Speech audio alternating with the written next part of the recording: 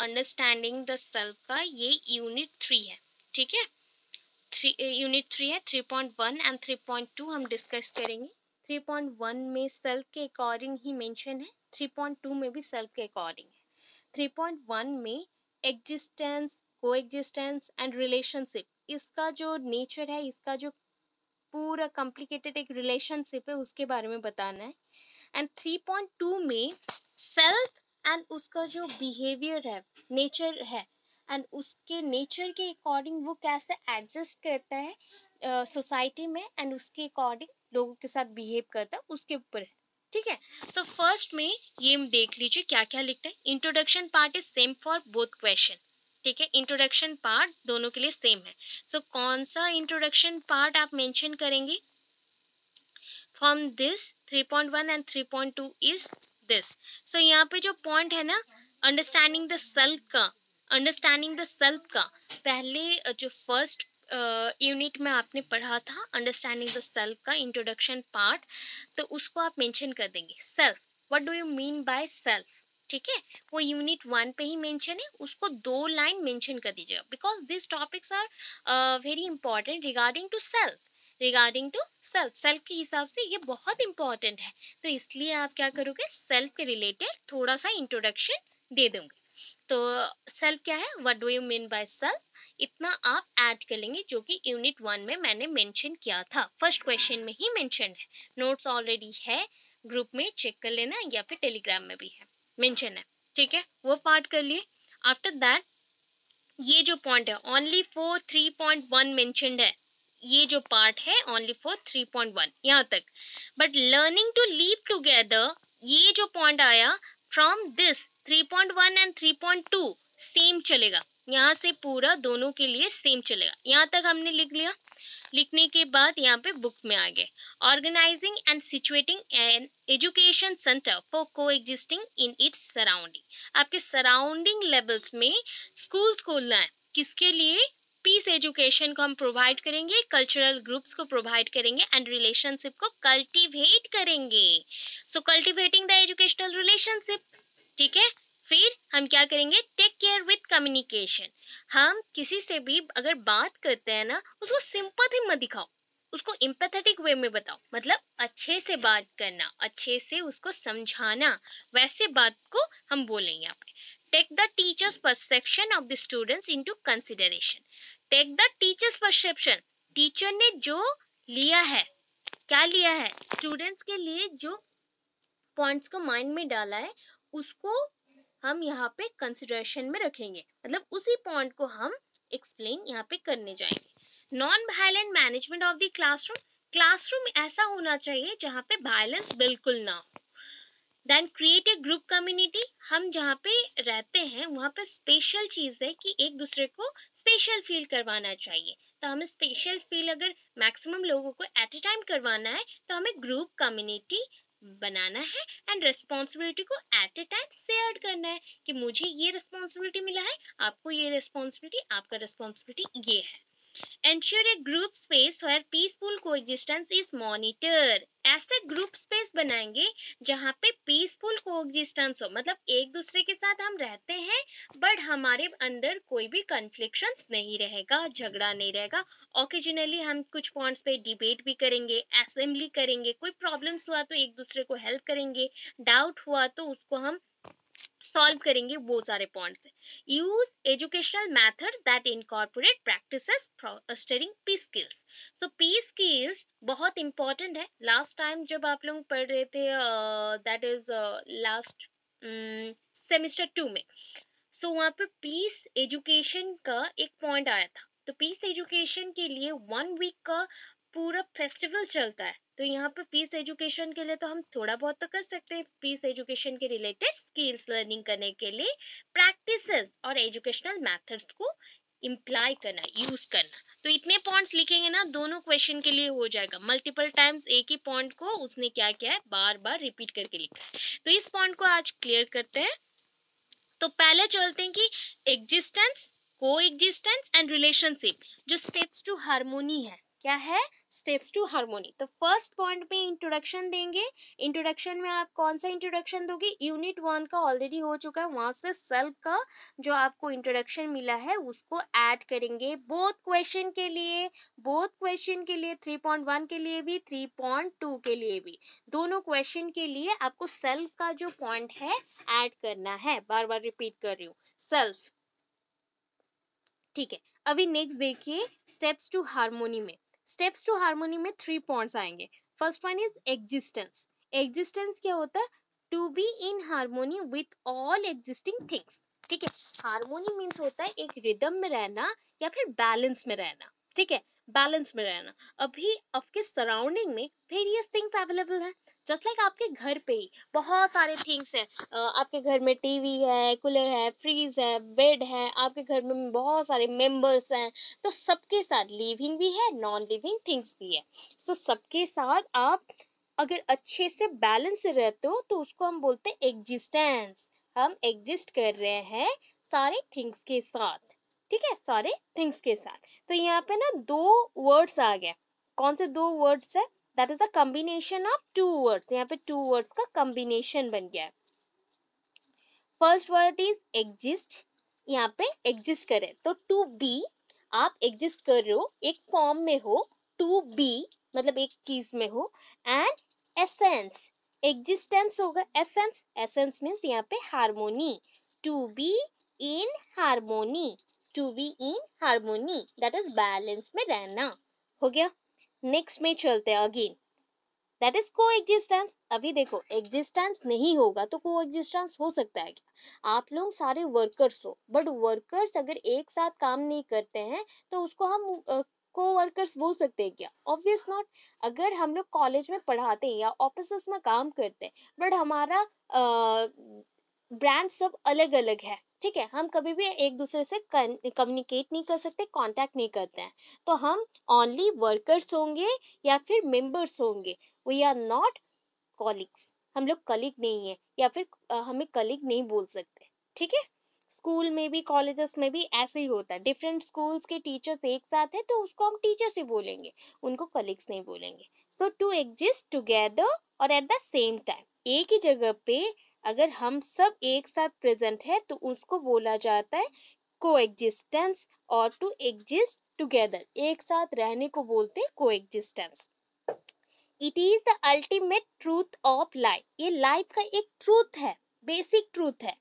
Coexistence life का एक basic truth है। Provide energies to nature and nurturing human being. ये ह्यूमन बीइंग को नर्चरिंग भी करता है, नेचर भी प्रोवाइड करता है। ये हमारे नेचर को क्या करता है? एनर्जीज दे रहा है। ठीक है, हम अपने वर्क के अकॉर्डिंग ना एक साथ रह के ही हमारे एनवायरनमेंट को अच्छा रखते हैं। तो उसके अकॉर्डिंग हम एनर्जीज प्रोवाइड कर रहे हैं नेचर को, एंड उसके हिसाब से नेचर हमें क्या कर रहा है? नर्चर कर रहा है, हमें प्रोटेक्ट कर रहा है, हमें फूड दे रहा है, हमें शेल्टर दे रहा है, रहने को दे रहा है। तो ये सारे पॉइंट्स आ गए कोएग्जिस्टेंस में। अभी देखो रिलेशनशिप, दोनों चीज के अंदर रिलेशनशिप तो कुछ होगा, एग्जिस्टेंस कोएग्जिस्टेंस। तो उसी पॉइंट को हम एक्सप्लेन करें। Existence itself is coexistence. Existence मतलब ही होता है कोएग्जिस्टेंस, मतलब खुद के अंदर ही ये होता है coexistence. And just like orderliness, कोई चीज को ऑर्डर में अरेंज करना, एक ऑर्डर में अरेंज करना। और harmony is innate to existence. Innate में ई छूट गया है, करेक्शन करिएगा। इनेट टू एग्जिस्टेंस मतलब अगर कोई चीज ऑर्डरली प्रेजेंट है, दैट इज ऑर्डरली, ये पूरा अरेंज्ड है, तो ये बैलेंस में रहेगा। ये बैलेंस में रहेगा, इसको हम बोल सकते हैं हार्मोनी। इनेट मीन्स पहले से ही, अंदर से ये हार्मोनी में रहेगा, बैलेंस में ये प्रेजेंट रहेगा, एग्जिस्ट करेगा। हो गया। ये पॉइंट के बाद यहाँ से सिंपली हमने क्या ड्रॉ आउट किया, कंक्लूजन क्या मिला ऊपर के 3 स्टेप से मुझे? तो एग्जिस्टेंस, हमने बोला existence is it's a coexistence. So existence, coexistence and equals two units of submerged in space. जो भी चीज ये स्पेस में प्रेजेंट है, स्पेस में, ये एनवायरनमेंट में नहीं, पूरे स्पेस में, मतलब वर्ल्ड से भी ऊपर जो है, पूरे स्पेस में प्रेजेंट है, उसमें कोई भी चीज अगर ऐसे डूबा हुआ है, मतलब हम लोग इसके अंदर डूब रहे हैं, ये स्पेस के अंदर हम लोग डूबे हुए हैं या फिर ऐसे ही झूल रहे हैं, तो उसको हम बोल सकते हैं क्या, एग्जिस्टेंस। वो भी एग्जिस्ट कर रहा है, वो भी को एग्जिस्ट कर रहा है सबके साथ। तो इससे एक सिंपल चीज आया, लर्निंग टू लिव टुगेदर। हमको सीखना चाहिए, लर्न करना चाहिए कि एक साथ हमें कैसे रहना है, लर्निंग टू लिव टुगेदर। ठीक है, अभी लर्निंग टू लिव टुगेदर से ये 3.1 के लिए भी है, 3.2 के लिए भी है, सेम चीज चलेगा। लर्निंग टू लिव टुगेदर में क्या होता है, learning to live together is in peace and harmony is a dynamic, holistic, and lifelong process through which mutual respect, understanding, caring, social solidarity, responsibility, etc. are internalized and practiced together to solve problems and to work together towards a just, free, peaceful, democratic society। बहुत बड़ा एक statement है ये, यहाँ पे full stop भी नहीं है, तो उसको धीरे धीरे समझो। लर्निंग टू लिव टुगेदर, ये जो लर्निंग है, हमें एक साथ रहना है, इसके लिए हमें लर्निंग करना चाहिए पीस के साथ, मतलब शांतिपूर्वक, हार्मोनी के साथ, बैलेंस के साथ। ये एक डायनामिक हॉलिस्टिक होता है। डायनामिक मीन्स चेंजेबल, कोई भी, सपोज देखिए अब यहाँ पे रह रहे हो, अभी फटाक से क्या हो गया, टेम्परेचर राइज हो गया, जैसे गर्मी बढ़ रहा है, तो उसके अकॉर्डिंग आप लोग दूसरे दूसरे जगह चल जा सकते हैं या फिर घूमने जा सकते हो, तो उसके थ्रू हम एक जगह पे लिव थोड़ी कर रहे हैं, अलग अलग जगह पे मूव कर रहे हैं। तो ऐसा हो सकता है कि ये चेंज हो सकता है, या फिर आप किसी रीजन से अलग जगह जा सकते हो, तो उसको हम क्या करेंगे, यहाँ पे थोड़ा सा अरेंज करके बनाएंगे। So harmony is a dynamic, holistic, life long process. ये डायनेमिक है, ऑलवेज चेंजेबल होते रहता है, फिर भी हमें स्टेबिलिटी रखना है। हॉलिस्टिक है, थोड़ा भगवान के रिलेटेड भी है कि हमें कहाँ पे रहना चाहिए, नहीं रहना चाहिए, ये गॉड डिसाइड करता है, ऐसा टाइप का है, गॉडली नेचर में आता है। लाइफ लॉन्ग प्रोसेस, ये थ्रू आउट द लाइफ चलते रहता है, जिसपे आपको क्या करना है, जब आप एक सोसाइटी में रहते हो, म्यूचुअल रेस्पेक्ट शो करेंगे, एक साथ रह रहे हैं ना, अंडरस्टैंडिंग दिखाओगे, केयरिंग करेंगे, सोशल सॉलिडरिटी, मतलब आप सॉलिडिटी प्रोवाइड करोगे, आपके जो रिस्पॉन्सेस हैं, आपके जो वर्क्स हैं, एक्टिविटीज हैं, उसमें इक्वलनेस आप प्रोवाइड करेंगे, रेस्पॉन्सिबिलिटी अच्छे से कैरी करेंगे। ये जितने भी पॉइंट्स हैं, उसको एक साथ मिला के आप प्रॉब्लम को सॉल्व करोगे। जैसे आप एक साथ रहते हो इस सोसाइटी में, तो work together, solve the problem together, just live in A free and peaceful democratic society. जैसे कि आप डेमोक्रेटिक सोसाइटी में रहते, तो जो जो करोगे इसमें भी सेम चीज आप करेंगे। ओके, इतना पॉइंट क्लियर है? यस और नो? यस, ओके, चलो। It is one of the most vital to building a genuine and lasting culture of peace throughout the world. ठीक है, ये जो प्रोसेस मैंने बोला, जिसके थ्रू हम एक साथ रहेंगे, एक दूसरे को रेस्पेक्ट शो करेंगे, एक कल्चरल सॉलिडरिटी प्रोवाइड करेंगे, एक्सेप्ट करेंगे एक दूसरे को, प्रॉब्लम को सॉल्व करने के लिए हेल्प करेंगे, इसके थ्रू क्या होगा, एक जेन्युइन रिलेशनशिप हमारे अंदर बनेगा, एक दूसरे के साथ बॉन्डिंग बनेगा, एंड ये लॉन्ग लास्टिंग भी है, जिसके through culture culture of piece, culture के अकॉर्डिंग जो पीस रहेगा थ्रू आउट द वर्ल्ड बनेगा, पूरे वर्ल्ड में कल्चरल पीस आएगा। अगर कल्चर ऑफ पीस नहीं आया, तो यहाँ पे क्या लिखेंगे, lasting culture of peace mention है, तो आप लिख सकते हो lasting and cultural peace, direct लिख सकते हैं, तो उसमें आप मेंशन कर सकते हो ऐसे। It can be achieved by developing and understanding of others. हम यहाँ पे कैसे बॉन्डिंग क्रिएट कर सकते हैं, बताइए फटाफट।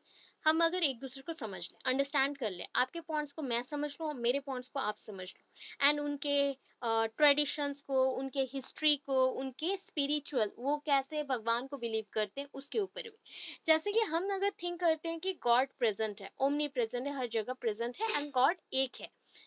वैसे अगर मुस्लिम लोग बोलते हैं या फिर क्रिश्चियन लोग बोलते हैं, जैन लोग बोलते हैं, तो इस पॉइंट को आप क्या करोगे, आपको वैल्यू देना चाहिए, रेस्पेक्ट प्रोवाइड करना चाहिए, ना कि उनको डिसरेस्पेक्ट हम शो करेंगे। अभी यहाँ पे पूरा मेंशन कर दिया है, कल्टिवेटिंग द एजुकेशनल रिलेशनशिप से पहले जो गोल एंड ऑर्गेनाइजेशन है, वहां से लेके आप क्या करोगे, बुक पे चेक करेंगे, 97 पेज नंबर है, चेक करेंगे। ठीक है, वहाँ पे चलते हैं अगेन।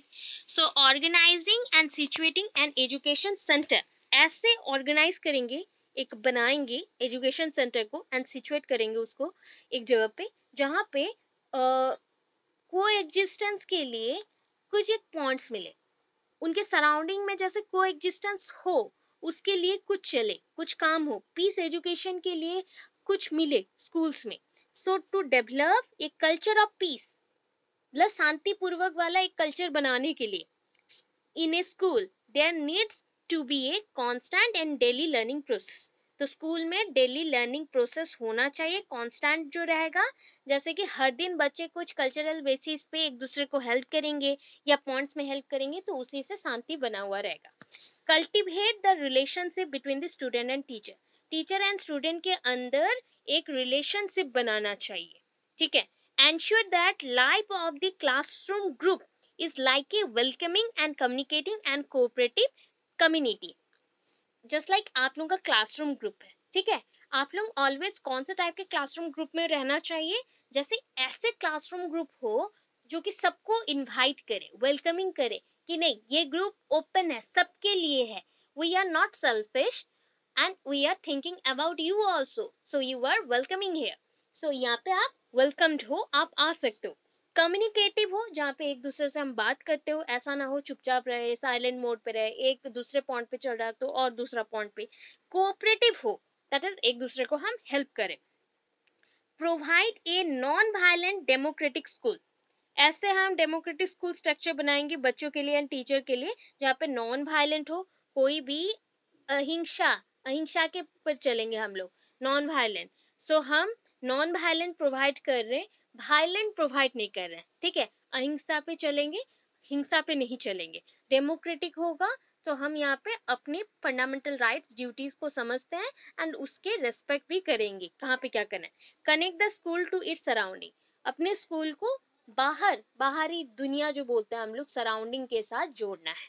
तो यहाँ पे देखो फर्स्ट पॉइंट में आते कल्टिवेटिंग द एजुकेशनल रिलेशनशिप।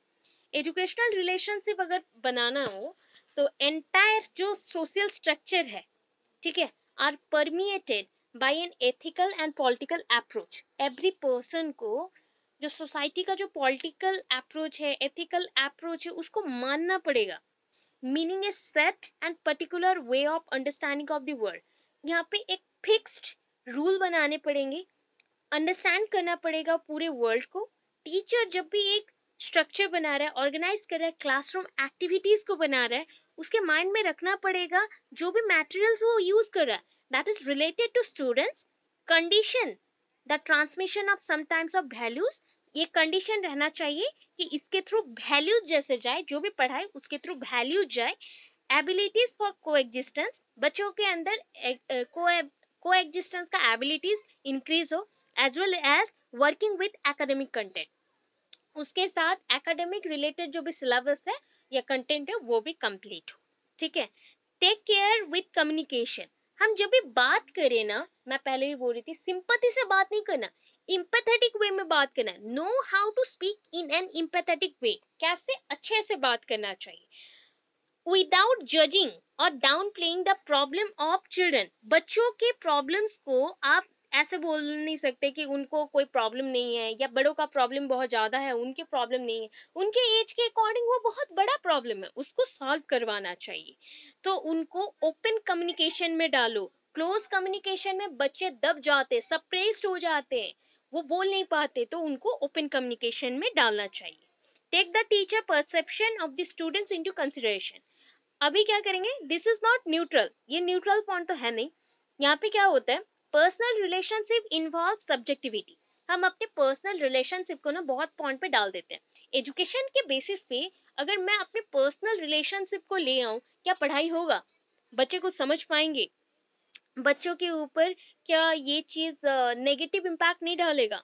तो इस वजह से हम क्या करेंगे, जो पहले का स्टीरियोटाइप्स था, जो नेगेटिव पॉइंट्स मैंने बोला था कि पहले गर्ल्स काम करेगी यहाँ, बॉयज यहाँ पे करेंगे, गर्ल्स बाहर नहीं जा सकती, ये जो पॉइंट्स आ रहे थे, या फिर पर्सनल जो प्रिजुडिसेस होते हैं, मतलब प्रिवेलिंग जो जस्टिस था पर्सन के बेसिस पे, या फिर प्रोजेक्शंस होते हैं कि हम किसी पे भी उंगली उठाते हैं कि ये पर्सन गलत है मेरे अकॉर्डिंग नहीं, ये पूरे सोसाइटी के लिए क्या किया है देखो, उसके बाद उंगली उठाओ।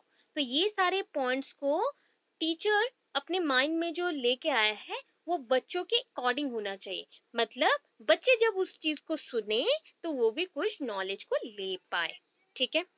Non violent management of the classroom. Classroom में हम ऐसा, क्लासरूम एक ऐसा प्लेस है जहाँ पे एवरी टाइम को, एवरी आवर को, एवरी मिनट्स को, सेकंड्स को हम यूटिलाइज करते हैं, एक्सपीरियंस क्रिएट करते हैं, न्यू थिंग्स ऑफ नॉलेज बनाते हैं, इंटेंस सिचुएशन क्रिएट करते हैं, जिसके थ्रू बच्चों को बहुत ज़्यादा लर्निंग के लिए प्लेस मिलता है, प्लेटफॉर्म मिलता है। एंड बच्चे जब बाहर जाते हैं बहुत सारे चीज़ों को समझ पाते हैं एंड उसी नॉलेज को यूज़ करके न्यू नॉलेज को एक्सप्लोर करते हैं। तो अगर हम इसको वायलेंट क्लासरूम में कन्वर्ट कर दें तो बच्चे डरेंगे, बच्चे सीखेंगे नहीं, डरेंगे। सो हमें नॉन वायलेंट मैनेजमेंट करना है, जैसे कि बच्चे अपने एरिया से बाहर निकल के बहुत कुछ पढ़े। ठीक है। सपोज बच्चों का एरिया इतना है बट मेरा क्लासरूम का एरिया इतना है। ठीक है। तो बच्चे इस पॉइंट से तो निकल गए, इस पॉइंट से निकल के पूरा चीज को समझना चाहिए और न्यू न्यू चीजें एक्सप्लोर करना चाहिए। वो होगा non violent management of the classroom, जहाँ पे बच्चों को स्पेस मिले, फ्रीडम मिले, वो सब कुछ चीजों को पढ़ सके। ठीक है। Create a group community. हम ग्रुप कम्युनिटी को क्रिएट करेंगे। Ensure that each child feels part of the group beyond the sum of the group. वो क्या हो गया, बच्चों को सारे ग्रुप में ऐड नहीं करना है, बच्चों को एक ग्रुप में ही रखो। वो फील करना चाहिए कि वो किसी ग्रुप का पार्ट है, सारे ग्रुप का पार्ट नहीं होने से भी चलेगा, कुछ एक ग्रुप का पार्ट है। Beyond the sum of group, मतलब कुछ सम है, एडिशन करे, वो एडिशनल पार्ट नहीं है ऐसा नहीं मानना चाहिए। उसका एक डेफिनाइट रोल है यहाँ पे, उसका कॉमन कुछ ऑब्जेक्टिव्स रहेगा, उसका एक बिहेवियर रहेगा, अचीवमेंट रहेगा, या फिर उसका कोई एक रिस्पॉन्सिबिलिटी रहेगा, ऐसा सोचना चाहिए। ठीक है। वो रेस्पॉन्सिबिलिटीज क्या है, उसको ह्यूमन राइट्स चलाना है, नॉन वायलेंस के साथ सबको रखना है, केयरिंग प्रोवाइड करना है। तो ऐसा ग्रुप होना चाहिए जहाँ पे बच्चे फ्री हो एंड बच्चे के साथ जो भी पर्सन है सारे बच्चे फील करे कि वो लोग ग्रुप के पार्ट हैं, वो एडिटिव पार्ट नहीं है जो उसको ऐड कर दे वो चला जाए तो भी चलेगा, नहीं। वो ऐसा फील करे वो इस ग्रुप का पार्ट है, उसका भी रिस्पॉन्सिबिलिटी जो कैरी कर रहा है वो भी हेल्पफुल है। Next, ensure a group space where peaceful coexistence is monitor. हम ना प्लानिंग करेंगे। ठीक है। कोएग्जिस्टेंस कहाँ पे हो रहा है, पीसफुल कोएग्जिस्टेंस कहाँ पे होता है बताइए, जहाँ पे हम ना एक दूसरे से बातचीत करते हैं, शेयर करते हैं अपने प्रॉब्लम्स को, डाउट्स को, एंड सक्सेसफुली अपने ग्रुप्स के जो पॉइंट्स होते हैं, ग्रुप्स में बहुत सारे पर्सन्स है ना, उनके बहुत सारे प्रॉब्लम्स होंगे या बहुत सारे प्रॉब्लम्स के बहुत सारे सॉल्यूशंस भी मिलेंगे, तो उसके अकॉर्डिंग यूज करना चाहिए एंड उनको मॉनिटरिंग भी करना चाहिए, पीसफुली रहना चाहिए। हम एक दूसरे से झगड़ा नहीं करके, आपको जो प्रॉब्लम हो रहा आप एक जगह बताओ, मल्टीपल सॉल्यूशंस मिलेगा, ट्राई करो एंड ट्राई आउट करके पीसफुली उनके साथ रहो। ठीक है। Use educational methods that incorporate practices fostering peace skills. ऐसे एजुकेशनल मेथड्स को ऐड करेंगे बच्चों के लिए that make children feel like the focus of their learning process and that foster learning from social instruction। तो ये क्या होता है ना, बच्चों को ये फील करवाता है कि लर्निंग प्रोसेस वो कुछ कर रहे हैं एंड जिससे उनका जो लर्निंग प्रोसेस है वो ज़्यादा बढ़ रहा है, फोस्टरिंग दैट इज, और ज़्यादा ग्रो कर रहे हैं एंड उसके थ्रू सोशल इंटरेक्शन पॉसिबल हो रहा है। दिस में include groups, just like group में कुछ कुछ वर्क्स होते हैं, group projects, experiments with social effectiveness, जैसे कि हम कुछ एक्सपेरिमेंट करेंगे सोसाइटी में जाके मोरल वैल्यूज के रिलेटेड, बच्चों को एनजीओ में लेके जाएंगे, बच्चों को ऑर्फनेज में लेके जाएंगे, कुछ एक काम करवाएंगे बच्चों के थ्रू, फूड्स शेयर करवाएंगे गरीबों में। तो ऐसा क्या होगा ना, प्रमोशन ऑफ कोऑपरेटिव लर्निंग भी होगा, एजुकेशनल जो कॉन्ट्रैक्ट्स हैं जैसे कि एजुकेशनल नीड्स हैं वो भी फुलफिल होगा, बच्चों का डेवलपमेंट भी पॉसिबल होगा। ओके। इतना क्लियर है, समझ आया?